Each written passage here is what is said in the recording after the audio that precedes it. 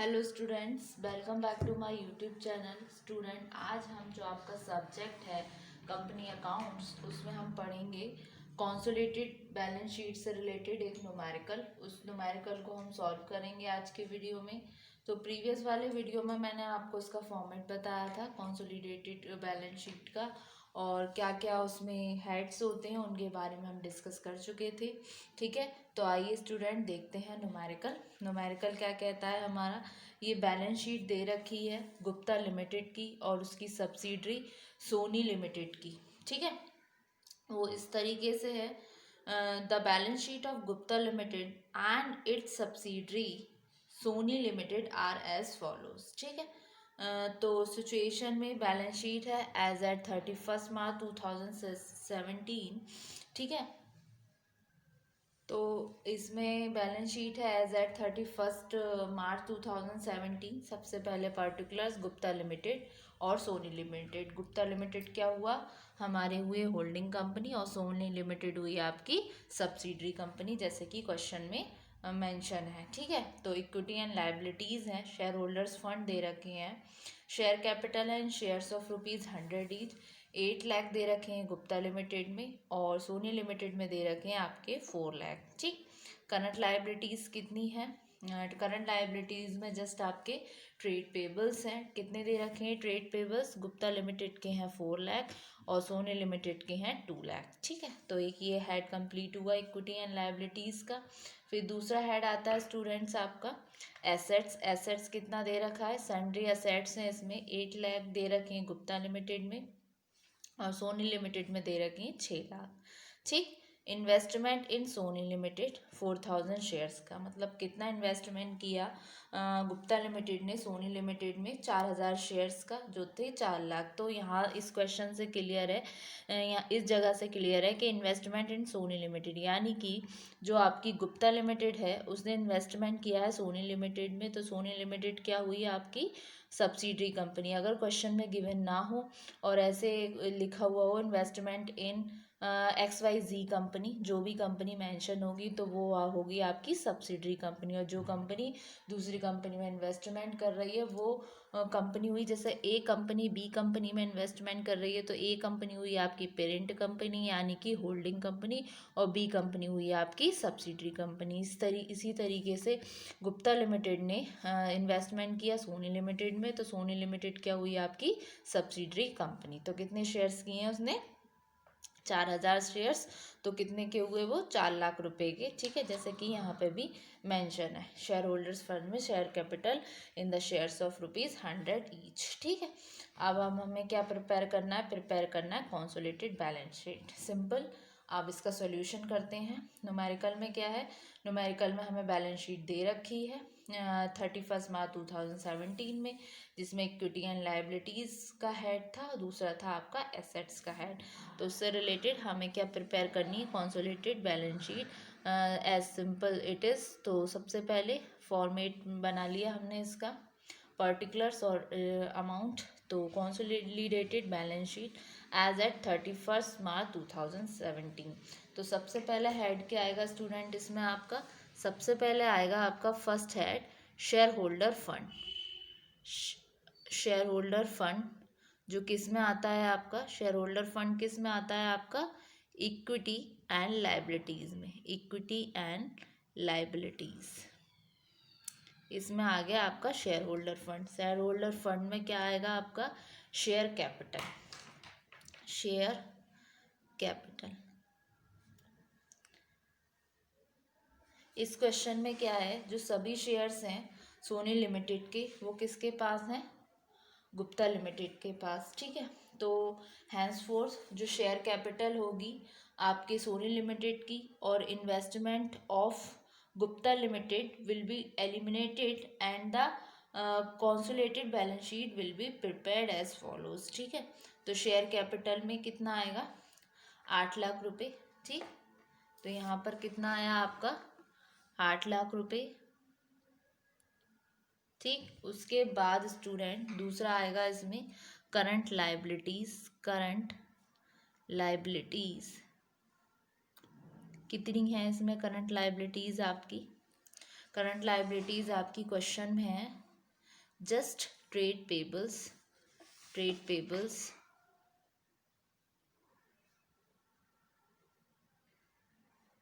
तो इनको हम दोनों को ऐड कर लेंगे। कितने हैं? 4 लाख हुए गुप्ता लिमिटेड के, सोनी लिमिटेड के हुए 2 लाख, यानी कि टोटल आपका 6 लाख। तो 4 लाख प्लस 2 लाख कितना हुआ आपका यहाँ पर? 6 लाख रुपए। क्लियर? फिर दूसरा हेड आता है, ये हुआ आपका इक्विटी एंड लायबिलिटीज वाला हेड। सेकंड हेड आता है स्टूडेंट आपका एसेट। एसेट क्या दे रखा है क्वेश्चन में स्टूडेंट? एसेट दे रखे हैं आपके, जस्ट क्वेश्चन में आपको सन्डी एसेट्स गिवन है जो कि 8 लाख है गुप्ता लिमिटेड में, सोनी लिमिटेड में है आपकी 6 लाख। तो सन्ड्री एसेट्स में क्या है? सन्ड्री एसेट्स 8 लाख प्लस कितना था हमारा? 6 लाख। कितने हुए? 8 और 6 हुए आपके 14 लाख। ठीक, इसका हमने टोटल किया 8 लाख और 6 लाख का। ये कितना हुआ आपका? जो इक्विटी एंड लायबिलिटीज वाली साइड है ये हुई आपकी 14 लाख की, और सैंड्री एसेट्स भी आए आपके 14 लाख के। ठीक है, ये बनी आपकी कंसोलिडेटेड बैलेंस शीट। ठीक है, क्लियर? ये था आपका क्वेश्चन। बैलेंस शीट दे रखी थी गुप्ता लिमिटेड और सब्सिडरी सोनी लिमिटेड की, जिसमें कुछ इन्फॉर्मेशन आपकी गिवन थी। ठीक है, उसमें जस्ट सिंपल हमने क्या किया? जस्ट वैल्यू पुट करी, प्रिपेयर की हमने कंसोलिडेटेड बैलेंस शीट। ठीक है, ये था इसका सॉल्यूशन।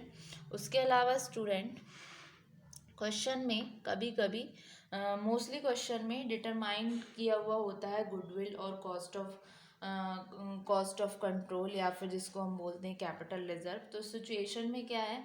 जो कॉस्ट ऑफ एक्विजिशन होती है शेयर्स की सब्सिडरी कंपनी में, वो रेयरली अग्री होती है एग्जैक्टली विद उसकी instant value of the shares, जिसमें नेट असेट्स जो होती है सब्सिडरी कंपनी की on the date of acquisition. On the date of acquisition क्या हुआ? उस डेट पे जब हमने उस कंपनी के शेयर ग्रहण किए, एक्विजिशन किया। अगर जो आपका परचेज प्राइस है, जो कॉस्ट है जो पेड कर हो रही है होल्डिंग कंपनी के द्वारा for the shares acquired in the subsidiary company is more than the intrinsic value of the share acquired, मतलब जो परचेज प्राइस है जो होल्डिंग कंपनी जो कर रही है, वो अगर ज़्यादा है कंपनी की एक्चुअल में intrinsic value of share required, तो ये जो डिफरेंस होगा वो ट्रीट किया जाएगा गुडविल के नाम से। ठीक है, और दूसरी तरफ अगर purchase price paid by the holding company for the share acquired in the subsidiary company less होगा, तब उस सिचुएशन में वो डिफरेंस को ट्रीट किया जाएगा कैपिटल प्रॉफिट, और जो कि क्रेडिट किया जाएगा कैपिटल रिजर्व में। तो इसका एक छोटा सा फॉर्मेट देख लेते हैं, कैलकुलेशन ऑफ गुडविल और कैपिटल रिजर्व। ठीक है, तो स्टूडेंट कैसे करेंगे हम कैलकुलेशन ऑफ गुडविल और कैपिटल रिजर्व की? ठीक है, यहाँ पर लिखा हमने अमाउंट की साइड। ठीक है, सबसे पहले purchase price of shares of subsidiary company, जितने में हमने शेयर्स खरीदे उसका परचेज प्राइस ये यहाँ पर मेंशन है। उसके बाद में उसमें से क्या क्या वैल्यू हम डिडक्ट करेंगे, मतलब क्या क्या चीज़ें हम माइनस करेंगे। सबसे पहले आएगा book value of acquired shares of subsidiary company. दूसरा shares of holding company in the reserve of subsidiary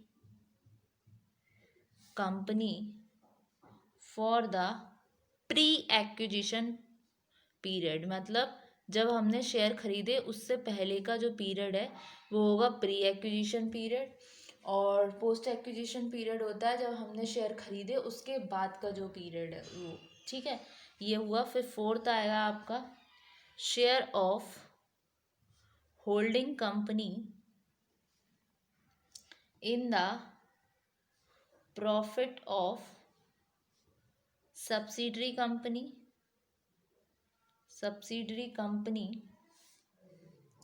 for the pre-acquisition period। ठीक, अगर ये वाला अमाउंट इस वाले अमाउंट से ज़्यादा है तो आपका निकल कर आएगा गुडविल। अगर ये वाला अमाउंट इस वाले अमाउंट से कम है तो निकल कर आएगा आपका कैपिटल रिजर्व।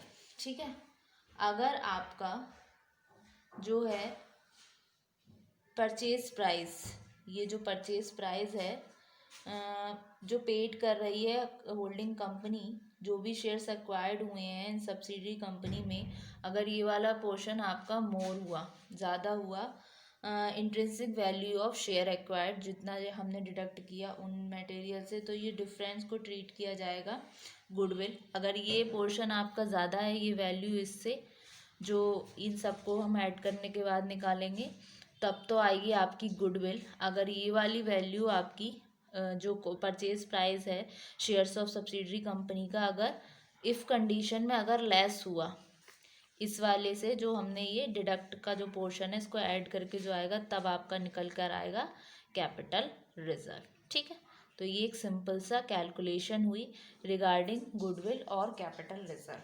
ठीक, तो ये हमने इसका वर्किंग नोट किया और अपकमिंग वीडियो में हम इससे रिलेटेड भी एक न्यूमेरिकल करेंगे। तो होप्स स्टूडेंट ये वाली कैलकुलेशन समझ आई और ये वाला न्यूमेरिकल भी। तो एक बार न्यूमेरिकल को गो थ्रू करते हैं। ये रहा आपका न्यूमेरिकल और ये रहा इसका सॉल्यूशन। ठीक है,